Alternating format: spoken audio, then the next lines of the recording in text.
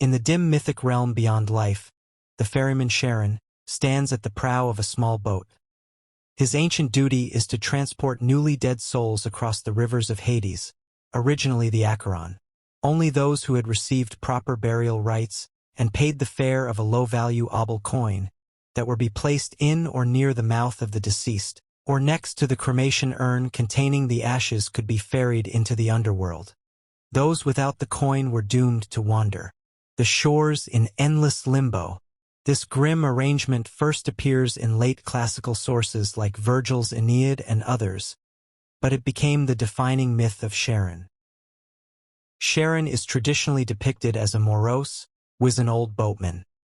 Ancient art and literature describe him as gaunt and grim, an ugly bearded man in a worn-out tunic and pointed cap, with a crooked nose. In most artworks, he always holds a steering pole to push his boat through the dark waters. According to later accounts, Charon's parentage is shadowy. Some sources say he was born of the primordial pair Nyx, night, and Erebus, darkness. As Hades' appointed boatman, Charon works alongside Hermes, the guide of souls. When a soul reaches the riverbank, Hermes leads it to Charon's skiff. The ferryman then ushers the spirit into the boat, but only after exacting his fee. Classical writers emphasize his mercenary nature. Apuleius Riley states, Charon does nothing for nothing. Charon refuses to carry anyone who is not truly dead.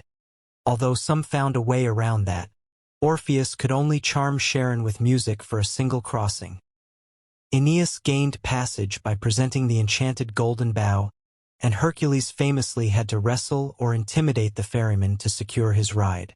Most burial rituals grew around these beliefs. Greeks placed the obol of Charon with their dead to pay the fare. This custom is attested in literature and archaeology.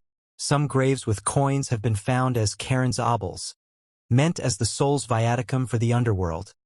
Interestingly, not every burial contains a coin, so the practice was not universal. Over time, this ritual merged with local folklore. In Byzantine-era stories, the idea of paying Charon persisted, and coins, placed on eyes, were sometimes interpreted as charms against evil. Charon's image evolved across cultures. The Etruscans adopted him as Charon, a far more fearsome death demon, with tusks and a double-headed mallet, shown chasing souls to the underworld. In modern folklore, he often resembles the Grim Reaper in a hooded cloak or skeleton guise, an anonymous psychopomp rather than a named god. Yet his core myth endures. In literature and media, Charon still ferries the boundary between life and death. He appears in Michelangelo's Last Judgment and later in Dante's Inferno.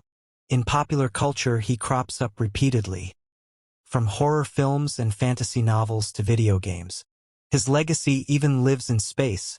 The largest moon of Pluto is named Charon, due to his close associations with the Greek god Pluto and a Cretaceous dinosaur, Charonosaurus, meaning Charon's lizard.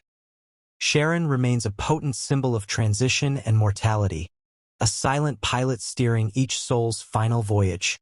In the end, Charon stands eternal at the riverbank, the ancient mariner of myth, bound forever to ferry the living into legend and the dead into eternity.